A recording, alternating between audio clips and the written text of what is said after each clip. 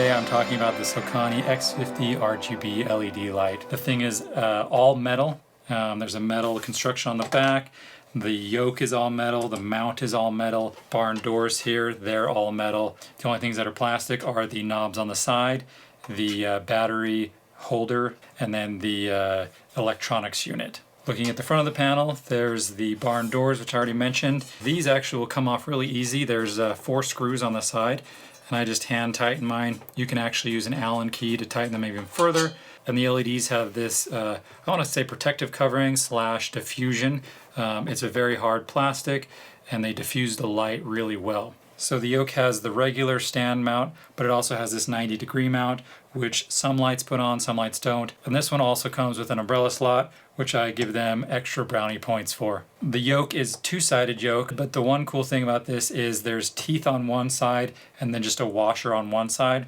So you can actually loosen this up on the one side and then use the teeth to tighten it down on the other.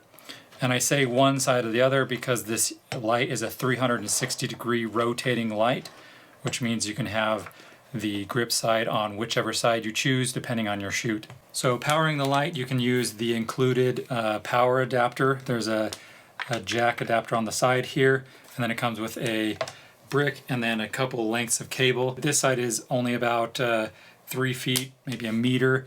And then there's probably 2 meters, maybe 6 feet or so in this side. If you put your light up higher, this thing will dangle, so you'll want to find a way to attach this to your stand of some kind. That being said though, is you can power this with the Sony L series batteries, or NPF series batteries, what I call them. There's 2 slots here, so you can add 2 batteries. The only downside of this though is you have to have the 2 batteries inserted.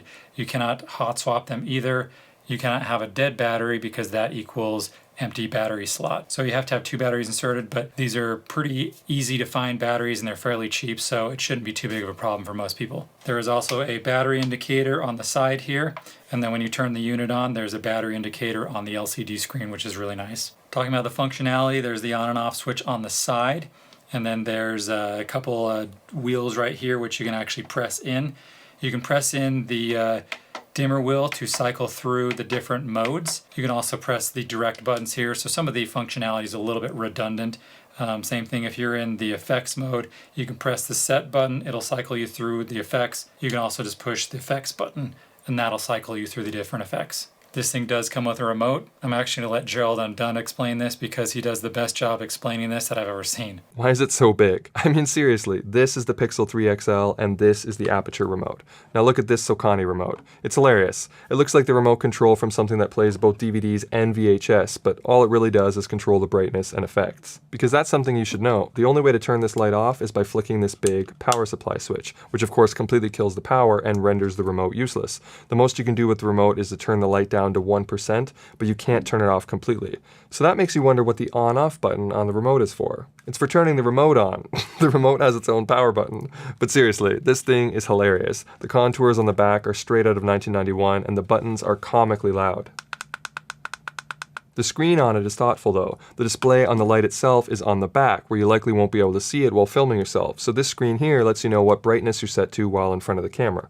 I appreciated this. That being said, I personally like remotes. I love when companies include them, especially with lights, because I'm a one-man band and I can then control them from where I'm sitting. Once it's on, you have the same LED screen that you do on the back of the light, which I find very handy because you know exactly what your light settings are if you're further away from it. You have your same mode buttons, which you can directly use to switch to that mode. You can also press the M button and that'll cycle you through those modes. You have your set button, which will select different parameters, and then you can use the up and down arrows to change those parameters. And then you have your plus and minus buttons, which increase or decrease brightness. So talking about CCT mode, it goes from 28K to 10,000K, which is a little bit bluer than some of the other LED lights I've tested, which is a nice feature. The other cool thing about this light is you have a green magenta shift. So if you push the set button in, it'll cycle you down to the GM area. You can actually add some of your RGB lights in, and you can add a bit more green or a bit more magenta. Moving on to the HSI mode, you have your hue, saturation, and intensity, which is sometimes HSL, hue, saturation, and luminance. Luminance, intensity, and brightness, they're all the same thing. To adjust this one, you use your set mode, and this will move your hue from 0 to 360 degrees, and you can select whatever color you want, and then you can push the set button and select the saturation, and then the dimmer wheel will adjust the intensity or how bright it is. You can push the HSI button again, and it'll toggle between HSI and RGB CW. Again, this is red, green, blue, cool, and warm, and you can even dial these in further. So you can select more red with the dimmer knob, move the set knob over to the next parameter, add more green, add more blue, add more cool and warm, so you can really dial in your colors with this mode here. If you're looking for a light for effects, this one is actually a really cool one to go with. Most of the lights have varying algorithms, so a lot of the lights I've tried will kind of just repeat the algorithms over and over like a sequence. Some of these do to an extent, but there's 10 variations within each of these effects. There's actually 10 effects in here, so let's say for lightning, a couple of them will repeat themselves, but I've noticed the repeating pattern goes a longer length of time, so it's a little bit nicer than just having the repeating pattern go like 1 second. And then some of these actually have an algorithm that is a little bit more random than I've seen. For instance, the TV, the lightning, and the broken bulb, they seem to have an algorithm that actually is a lot more random than most RGB lights I've tried. So I'll go through some of them really quickly. You have your lightning effect. You can actually push the effects button again to cycle through, or you can push the set button to go to the next one. It goes from 1 to 10, and that's actually the speed that it alternates between red and blue. You have fire truck. This one is just a blinking red light. 1 through 10 alternates the on and off. Ambulance is a blinking blue light. 1 through 10 alternates the on and off. Fire, you have 1 through 10. It's different algorithms. Fireworks, same thing, 1 through 10, different algorithms. You have your faulty bulb, which again, 1 through 10, and there's a few different algorithms in there. You have your TV, which is one I really like, and there's a bunch of different algorithms in 1 through 10.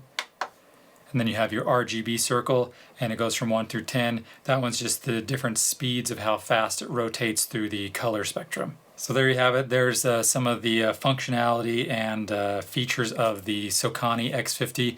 It's an amazing light, very well built. I'm excited to work this into my regular rotation and use this in more of my videos.